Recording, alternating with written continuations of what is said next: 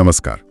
जब एक आध्यात्मिक खोजी के भीतर जैसे एक कवि जागा और फिर वही कवि समाज की आवाज बन गया। बिल्कुल, एक बहुत महत्वपूर्ण पड़ाव था ये उनके जीवन का। ये जानकारी कुछ खास अंशों से ली गई है जो भीमा भोई के इस परिवर्तन को बहुत खूबसूरती से दिखाती है। हम देखेंगे कि कैसे उनके अंदर वो काव्य का झरना फूटा और कैसे उनकी सोच ने फिर सामाजिक सरोकारों को, मतलब समाज की चिंताओं को अपना लिया। हाँ, ये जुड़ाव कैसे बना ये देखना दिलचस्प होगा। तो आज इस चर्चा का मकसद यही है कि भीमा भोई के शब्दों की असली ताकत को महसूस करें, उनकी कविताओं के पीछे जो गहरे अर्थ छुपे हैं उनको समझें और समाज पर उनका क्या असर हुआ उसका विश्लेषण करें। चलिए इस विषय को धीरे धीरे खोलते हैं। शुरुआत करते उस लम्हे से जो उनके भीतर का कवि पहली बार जैसे अंगड़ाई लेता है।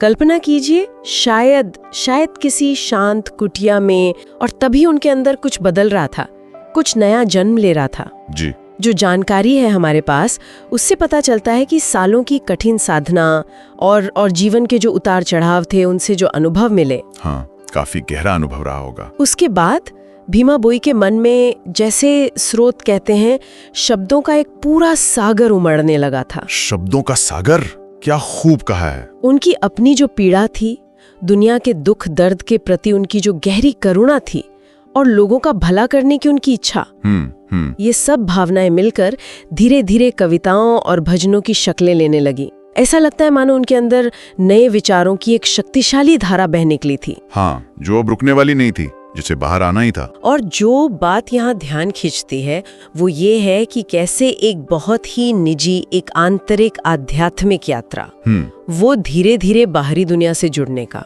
एक सामाजिक अभिव्यक्ति का रूप ले लेती है। सही कहा। उनकी कविताएं सिर्फ अपनी आत्मा की खोज या ईश्वर से अकेले में बात करने तक सीमित नहीं रहीं, बल्कि वे उस समाज की तकलीफों को, उसके अन्याय को, उसके अनकहे दर्द को, उसको जुबान देने का एक बहुत सशक्त जरिया बन गई। मतलब आवाज बनी वो। हाँ बिल्कुल। ये प्रक्रिया अक्सर देखी जाती है जब अनुभव बहुत गहरे होते हैं, जब संवेदनाएं तीव्र होती हैं, तो वे कला को जन्म देती हैं। और खास तौर पर ऐसी कला जो सिर्फ व्यक्तिगत न रहकर वो सामूहिक चेतना से जुड़ जाती है। निश्चित रूप से। और जब हम उनकी कविताओं के मूल भाव को देखते हैं तो एक चीज सबसे ऊपर नजर आती है, वो है गहरी सहानुभूति। हाँ। दूसरों के दर्द को न सिर्फ समझना बल्कि उसे महसूस करना। उनका शायद सबसे ज्यादा मशहूर और दिल को छूने वाला संदेश यही था। प्राणी को आरत दुख अप्रमित देखु देखु के बा सहु मो जीवन पछे नरके पड़ी थाउ जगत उधार हेउ। वाव। मतलब प्राणियों के इतने दुख और पीड़ा को देख देख कर भला कौन सह सकता है। सही बात है। मेरा जीवन भले ही नरक में चला जाए पर इस दुनिया का उद्धार होना चाहिए। क्या अद्भुत भाव है। अद्भुत। अपने लिए मुक्ति नहीं मांग रहे, नहीं, जगत के उद्धार की शर्त पर। वो ईश्वर की भक्ति में भी सिर्फ रस्में या पूजा पाठ नहीं, बल्कि करुणा और मानवता के इसी ऊंचे रूप को खोज रहे थे। और यहीं देखिए, ये समझना बहुत जरूरी है कि वे आध्यात्मिकता को किस तरह से एक नई परिभाषा दे रहे थे। हाँ। उनके लिए आध्यात्मिकता सिर्फ ईश्वर और परलोक तक सीमित नहीं थी, वो उतनी ही बल्कि शायद उससे भी ज्यादा इसी दुनिया और इसके इंसानों से जुड़ी हुई थी। दूसरों के गहरे दुख को महसूस करना, उसे देखकर विचलित होना और फिर उस दुख को दूर करने के लिए अपना जीवन भी दांव पर लगाने को तैयार हो जाना। इससे आध्यात्मिकता की कसौटी बना देना ये दर्शन को एक बहुत ठोस सामाजिक और नैतिक आधार देता है। हाँ, ये सिर्फ मैं और मेरे भगवान का रिश्ता नहीं रहा, ये मैं और मेरा समाज, मैं और हर दुखी प्राणी के बीच एक अटूट, एक संवेदनशील जुड़ाव की बात करता है। ये सोच में एक क्रांतिकारी बदलाव था उस समय। और यही जुड़ाव, यही बेचैनी उन्हें सिर्फ कवि नहीं रहने देती, नहीं, बल्कि समाज सुधार के मुश्किल रास्ते पर ले जाती है। भीमा भोई ने सिर्फ दर्द महसूस करके कविताएं नहीं लिखी, बल्कि समाज में जो अन्याय जड़े जमाए बैठा था, खास तौर पर जाति के नाम पर भेदभाव, छुआछूत की जो क्रूर प्रथा थी और गरीबों का शोषण जो हर तरह से होता था, हाँ, उसके खिलाफ उन्होंने खुलकर बिना डरे आवाज उठाई। वो सिर्फ अपनी कुटिया में बैठकर ज्ञान देने वाले संत नहीं थे, वे सचमुच लोगों के बीच गए, गांव के बच्चों के पास, उन समुदायों के पास जिन्हें दलित या अछूत माना जाता था, महिलाओं के बीच उनसे सीधे बात की, उनकी सुनी। और समाज में फैले अन्याय पर बिना लाग लपेट के बोला। बिल्कुल, आप ठीक कह रहे हैं। और इसी बिंदु पर धर्म को लेकर उनका नजरिया बहुत अहम हो जाता है। हाँ, वो क्या था? उनके लिए धर्म का मतलब पोथी पतरा, कर्मकांड या बाहरी रस्में या मंदिर मस्जिद का झगड़ा नहीं था। अच्छा। उनके लिए धर्म का असली सच्चा मतलब था प्रेम, दया, सेवा और सबसे बढ़कर समानता। समानता? हाँ, एक सूत्र में तो उनके संदेश का सार इन शब्दों में बताया गया है कि सभी मनुष्य समान हैं, सबके प्रति मन में दया और प्रेम रखो, और जो गरीब हैं, दबे कुचले हैं, उनकी सेवा करना ही असली धर्म है। अब सोचिए, उस जमाने के सामाजिक माहौल में जहां ऊंच नीच जात पात का इतना बोलबाला था, हाँ, ये कहना कि सब समान हैं, ये कितना बड़ा, कितना क्रांतिकारी विचार रहा होगा। बिल्कुल। वे तो समाज के बने बनाए ढांचों पर, ऊंच नीच की दीवारों पर सीधा प्रहार कर रहे थे और धर्म को निष्क्रिय पूजा पाठ की जगह सक्रिय करुणा, नैतिक जिम्मेदारी और सामाजिक न्याय से जोड़ रहे थे। और यहीं से बात और गहरी हो जाती है कि उन्होंने अपने इन विचारों को, जो उस समय के हिसाब से बहुत क्रांतिकारी थे, हाँ बिल्कुल, उन्हें लोगों तक पहुंचाने के लिए जो रास्ता चुना, वो भी उतना ही प्रभावी था, अनूठा था। कैसे? उन्होंने कोई भारी भरकम भाषा, कोई मुश्किल शास्त्रीय तर्क नहीं अपनाया। अच्छा। बल्कि उन्होंने चुना लोक गीतों और कविताओं का रास्ता।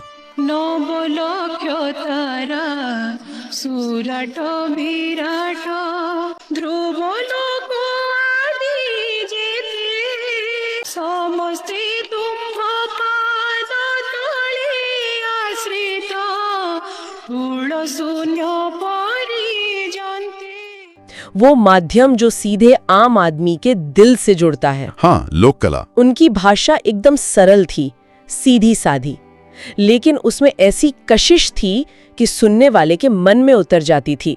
उनकी भक्ति में एक अजीब सी मार्मिकता थी, उनके शब्दों में सच्चाई का जोर था, जिसने समाज के हर वर्ग पर, हर तबके पर गहरा असर डाला। चाहे अमीर हो या गरीब। हाँ, पढ़ा लिखा हो या अनपढ़, ऊंची जाति का हो या नीची जाति का हो, जो वर्णन मिलते हैं, उनकी आवाज, उनके गीत, उनके भजन जैसे हवा में घुल गए और गांव-गांव, घर-घर में गूंजने लगे कि लोग उन्हें कैसे सुनते थे, बिल्कुल मगन होकर, जैसे किसी ने जादू कर दिया हो। मंत्रमुग्ध। कई लोग तो उनके गीतों को सुनते सुनते खुद भी दोहराने लगते थे। वो गीत जैसे उनके अपने बन जाते थे। वाह। खास तौर पर वो लोग जो सदियों से शोषित थे, जिन्हें समाज ने बिल्कुल किनारे कर दिया था, वंचित और दलित। उनके लिए भीमा भोई की बातें, उनकी कविताएं सिर्फ शब्द नहीं थे। नहीं, वो उम्मीद थे। वो अंधेरे में एक उम्मीद की जलती हुई लौ की तरह थी। दुखियों, वंचितों के लिए उम्मीद थी। हाँ। लेकिन उनकी कविताओं में सिर्फ दिलासा या उम्मीद ही नहीं थी, उनमें अन्याय के खिलाफ एक साफ, एक मुखर विद्रोह का स्वर भी था। अन्याय के खिलाफ विद्रोह का स्वर। अच्छा, मतलब सिर्फ करुणा नहीं, प्रतिरोध भी था। बिल्कुल। स्रोतों में ऐसे दृश्यों का जिक्र है जहां उनकी बातें सुनकर महिलाओं की आंखों में एक नई चमक आ जाती थी। कभी कभी आत्मसम्मान के आंसू भी छलक पड़ते थे। और गांव के नौजवानों में कुछ कर गुजरने का जज्बा पैदा होता था। ये सब दिखाता है कि उनके शब्दों का असर कितना गहरा था, कितना भावनात्मक और कितना सामाजिक था। अगर हम इसे मतलब एक बड़े परिप्रेक्ष्य में देखें तो ये एक बेहतरीन मिसाल है कि कैसे कला, और खास तौर पर लोक कला, सामाजिक बदलाव लाने का एक कितना शक्तिशाली हथियार बन सकती है। हाँ, ये तो है। भीमा भोई की वो सीधी सरल भाषा, लोगों की भावनाओं से उनका वो गहरा जुड़ाव और वहां के संगीत की लय, इन सब ने मिलकर उनके जटिल सामाजिक संदेशों को भी आम लोगों तक बहुत आसानी से पहुंचा दिया। उनकी कविताएं कोरे उपदेश या नसीहतें नहीं थीं, वो लोगों की उन भावनाओं को, उन तकलीफों को, उन अधूरी इच्छाओं का आवाज दे रही थीं जिन्हें वह शायद खुद भी ठीक से कह नहीं पाते थे। अच्छा। जब लोग उनकी कविताओं को मिलकर गाते थे, किबा दुष्ट संथ सेवक सामंत कीट पतंगरे पूरी तुम्भे पूरी अछ आहे उणा नहीं सर्व घटे समसरे। दोहराते थे तो वे सिर्फ शब्द नहीं दोहरा रहे होते थे, वे अनजाने में ही एक सामूहिक चेतना का, एक साझे दर्द और एक साझी उम्मीद का हिस्सा बन रहे थे। वाह, ये तो कला की सामाजिक शक्ति का अद्भुत प्रमाण है। बिल्कुल। तो इस पड़ाव तक आते आते, जैसा कि जानकारी इशारा करती है, भीमा भोई की पहचान सिर्फ महिमा धर्म के एक संत या साधक तक ही सीमित नहीं रह गई थी। नहीं, वो उससे कहीं आगे निकल गए थे। वे उस समय के समाज के लिए एक तरह से चेतना की जलती हुई मशाल बन चुके थे। मशाल, हाँ। एक ऐसी शख्सियत जिसमें कवि का संवेदनशील दिल, एक साधु की पवित्र आत्मा और एक समाज सुधारक का अदम्य साहस, ये तीनों गुण अद्भुत रूप से एक साथ मिल गए थे। क्या संगम है। उनकी पहचान एक नहीं बल्कि कई आयामों वाली हो गई थी। ढलता सूरज, नदी का किनारा या किसी पेड़ के नीचे का शांत कोना। और भीमा भोई अकेले गहरे ध्यान या प्रार्थना में लीन, चेहरे पर एक अलौकिक शांति। ये हमें ये भी याद दिलाता है कि उनकी सारी सामाजिक सक्रियता और क्रांतिकारी विचारों की जड़ें उनकी अपनी गहरी आध्यात्मिक साधना में ही थीं। हाँ, उनका बाहरी संघर्ष उनके आंतरिक सत्य से ही ऊर्जा पाता था। ये सचमुच एक असाधारण और दुर्लभ संयोजन है। आध्यात्मिकता, आर्ताएं, कलात्मक प्रतिभा और सामाजिक सक्रियता का ऐसा संगम बहुत कम देखने को मिलता है। आमतौर पर लोग इन्हें अलग अलग देखते हैं। बिल्कुल, अक्सर दुनिया इन चीजों को अलग अलग खानों में बांटकर देखती है। कभी कभी तो एक दूसरे के विपरीत भी मान लेती है।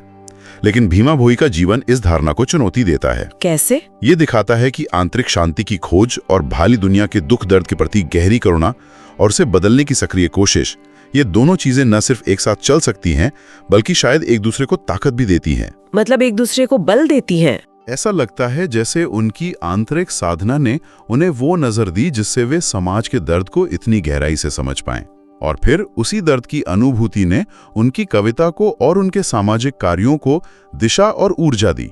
आत्मा भक्ति रे दोषा दोष हेले वज्र पड़ू मो मुंडकू कहे भीम भोई ब्रह्म साप देई जाली दियो मो पिंडकू। इससे एक जरूरी सवाल उठता है। क्या? कि क्या सच्ची आध्यात्मिकता इंसान को दुनिया से काट देती है, उसे विरक्त बनाती है, या फिर उसे दुनिया और उसके प्राणियों से और भी ज्यादा गहराई और जिम्मेदारी के साथ जोड़ती है? हाँ, ये बड़ा सवाल है। भीमा भोई का जीवन और उनका संदेश निश्चित रूप से दूसरे पक्ष की ओर एक मजबूत इशारा करते हैं। तो इन सब बातों का निचोड़ क्या है? आज की इस गहन पड़ताल में हमने भीमा भोई के जीवन के एक बेहद महत्वपूर्ण चरण को समझने की कोशिश की। जी, हमने देखा कि कैसे एक व्यक्ति अपने आध्यात्मिक खोज से शुरू करके अपने भीतर जगी करुणा और संवेदनशीलता से प्रेरित होकर पहले एक कवि बना, और फिर उसी कविता को अपना माध्यम बनाकर समाज में फैली बुराइयों, अन्याय और असमानता के खिलाफ एक निर्भीक सुधारक के रूप में खड़ा हो गया। बिल्कुल। उनके संदेश का केंद्र बिंदु था सहानुभूति, दूसरों के दुख को अपना दुख समझना और समानता का आग्रह। और उन्होंने अपने संदेश को फैलाने के लिए लोकगीतों और कविताओं की सरल, दिल को छूने वाली भाषा का इस्तेमाल किया, जिससे समाज के सबसे निचले, सबसे दबे कुचले वर्गों में भी एक नई आशा जगी और अन्याय को सीधी चुनौती मिली। उनका जीवन हमें दिखाता है कि शब्दों में, कला में और सच्ची करुणा में कितनी अपार शक्ति छुपी हो सकती है। और ये बात आज भी सोचने पर मजबूर करती है। कैसे?